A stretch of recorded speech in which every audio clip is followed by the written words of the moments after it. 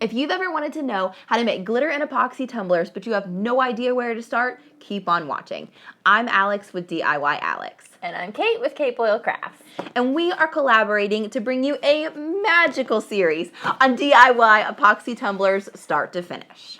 Collectively, we have over 3 whopping years of experience of doing epoxy tumblers and other epoxy crafts. Yeah, we do. So we're going to show you a series to answer all of your basic questions. So we're going to start with how to prep a tumbler. Then we're going to show you 2 different ways to glitter a tumbler. Then we're going to make a great video that answers all your questions on how to epoxy a tumbler, followed by how to finish a tumbler and clean it up so that it looks pretty and perfect to send away to customers or to give as a gift. Next up is how to finish up your tumbler. All right, Crafty fam, we are back with our very last step for epoxy tumblers, and that is to clean it up. I think this is a really, really important step because after you are finished with a tumbler, you are often going to have spray paint and other things inside the tumbler. You may even have epoxy or glitter, and so it's really important to do this final step and clean things up, because if you are giving this as a gift or to a customer, you want to make sure that they receive it and they can actually safely drink out of it, because you don't want people ingesting chemicals like epoxy or ingesting glitter or things like that. So the first step is to remove any epoxy off the rim using an exacto knife. That's usually the best way to scrape it out, but of course you want to make sure that you're being super safe about that. So you don't want to hold it close to you. You want to lay it down on a table, and you're basically just going to run the edge of your knife around the edge of your rim and get out any large or small epoxy pieces that may have gotten into the cup while epoxying your rim.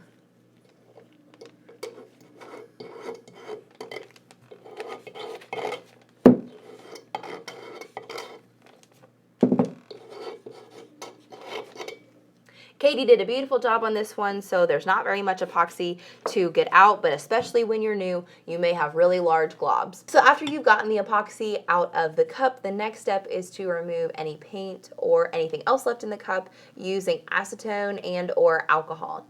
Now, I have found that using actual acetone from the hardware store is a better option than something as simple as nail polish remover. And the reason is because typically nail polish remover is not purely acetone. So if that's all you have, that is certainly something that will work. However, if you really want to be a little bit more efficient and not scrub so hard, you want to buy real acetone. And I bought a quart of acetone at Lowe's for like $7.98, so it's not terribly expensive, and if you're going to be doing a lot of tumblers, it is well worth it.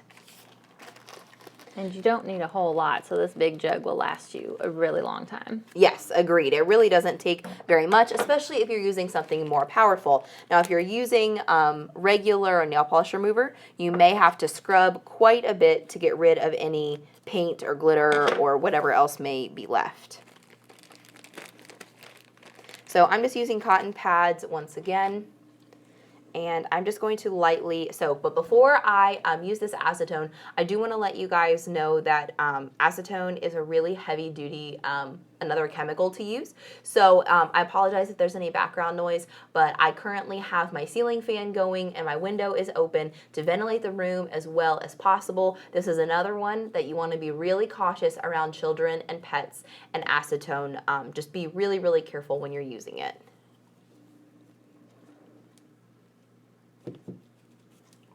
So I'm just putting a little bit on a cotton pad, just like I would with nail polish remover.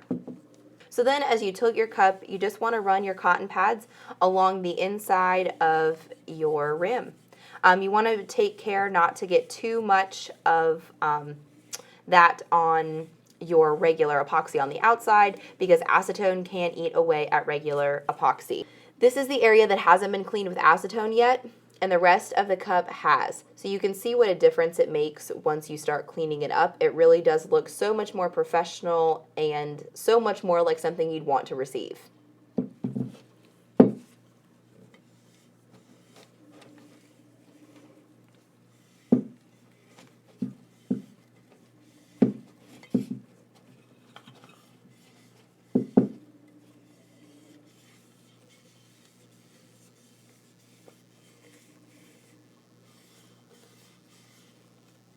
Once the spray paint, epoxy, and glitter are out of the cup, the last step would be hand washing. Yes, and I very much recommend doing a cold hand wash. This is because, especially if your tumbler has only been turning for about 8 to 12 hours, you know, that epoxy really technically takes about 3 days to completely cure. So doing it in cold water decreases your risk of that epoxy kind of reactivating. I did once wash a tumbler right after it was completed in hot water, and whenever I went to wipe it off with my paper towel, the paper towel stuck to my epoxy because it had reactivated. So I have now switched to a cold wash, and then if you want to go back after a couple days before sending off or delivering your tumbler, you should be able to do a hot wash before sending it out. But washing is very essential to this because, especially since you use such a strong chemical like acetone, you're going to want to make sure that you have washed that completely. It's not like a quick rinse. You want to make sure you wash it really, really well. Absolutely. I completely agree. So after you're finished cleaning it up, including your hand wash, you are ready to go. Your tumbler is complete from start to finish. We hope we showed you what to do, and now you understand all the steps, but make sure that you leave any questions that you may have in the comments for us so that we can answer them for you. All right, and it has been wonderful hanging out with you guys on DIY Alex, and I hope that we will be able to do more collaborations in the future. Make sure that you guys go check out Kate Boyle Crafts. That's Katie's channel for all of her amazing tumbler crafts she's going to do. She is super knowledgeable and experienced in this, and so she is going to teach you guys some really, really awesome stuff.